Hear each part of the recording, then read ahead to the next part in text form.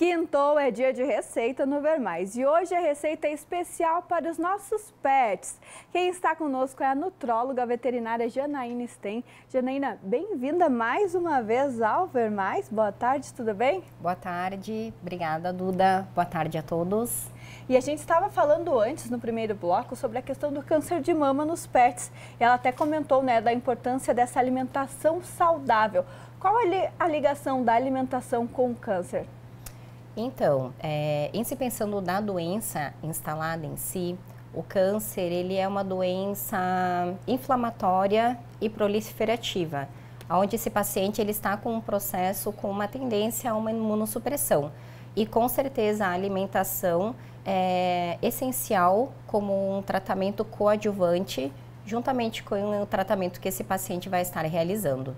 Antigamente, eu lembro até quando eu era criança que a gente via que os cães tinham que comer apenas ração, né? Tem gente que só dá ração pro cão, diz que ajuda no pelo ficar mais bonito, na saúde, mas a gente já mostrou aqui diversos tipos de alimentação que eles também podem usufruir. Quais alimentações são essa? E todos os pets podem?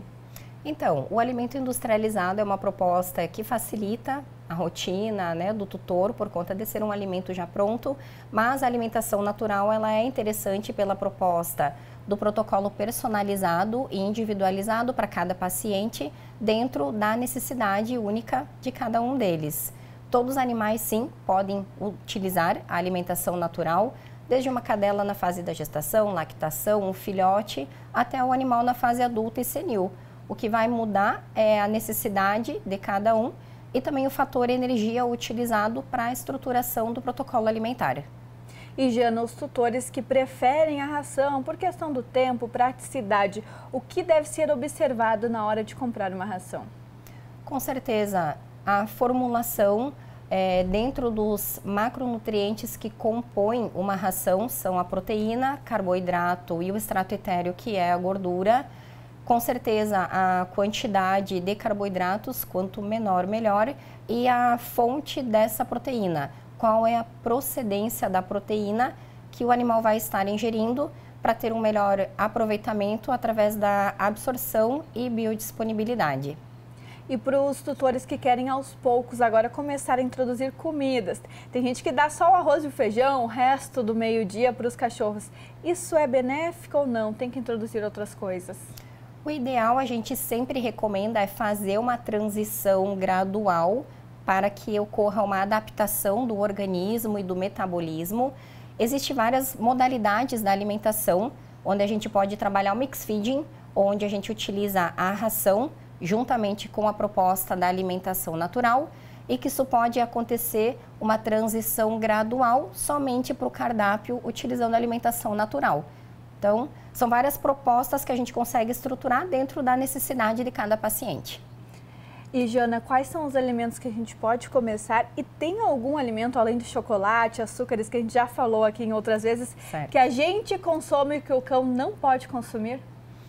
Existem os alimentos que a gente já conhece bastante de rotina, como frutas, a uva, a gente não pode utilizar, a carambola, o açaí, o chocolate, Temperos como o alho, a cebolinha, o alho poró, são alimentos que a gente evita dentro da rotina de alimentos que a gente utiliza, que podem causar algumas sintomatologias clínicas no nosso paciente. E desses alimentos a gente pode começar aos poucos, com arroz, essas coisas comuns do nosso dia a dia? Com certeza, o protocolo alimentar ele é baseado e estruturado na mesma proposta de alimentação que nós utilizamos.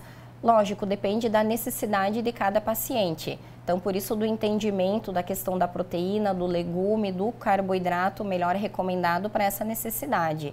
E se falando do paciente oncológico, que a gente fala do paciente com câncer, é uma das dietas mais complexas que a gente tem e que precisa um acompanhamento de perto como profissional, porque é uma estruturação que a gente precisa reduzir muito o carboidrato da dieta.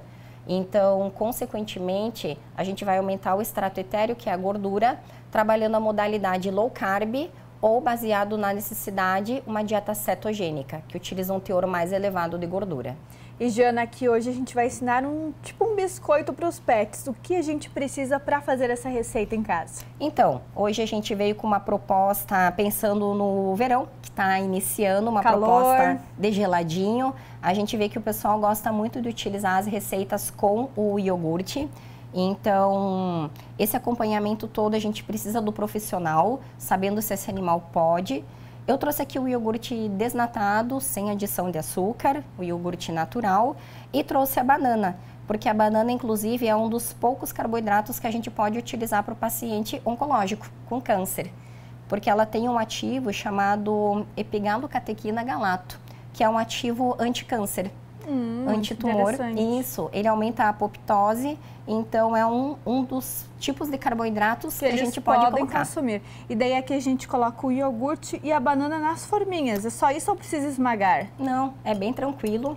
Trouxe uma receita. Aqui a gente tem uma forminha toda bonitinha, o pessoal de casa pode fazer com o que tem, né? Com certeza, pode utilizar até os copinhos de café, não tem problema. Isso é interessante. É bacana a forminha do silicone, porque você consegue tirar ela facilzinho, né, desenformar. A gente coloca um pedacinho da banana. Isso. E um pouco de iogurte para tampar. Exatamente. Como se fosse um gelinho que a gente faz. Isso, exato. E geralmente a aceitação é muito boa pelos pets. Então, você só vai cobrir com o iogurte. Iogurte natural. Outras duas frutas legais, pensando na questão de câncer, que é o que nós estamos abordando de assunto.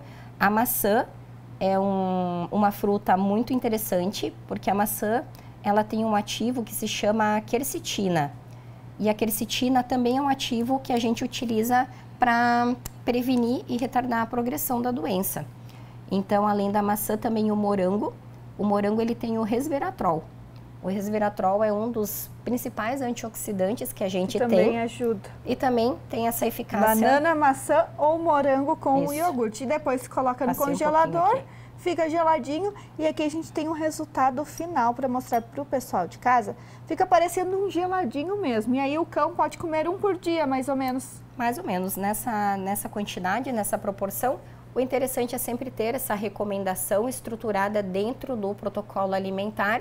No entanto, não tem problema, ele pode estar utilizando. Jana, muito obrigada aí por nos passar mais uma receitinha. Eu que agradeço, obrigada pelo convite e sempre que precisar, contem com a gente.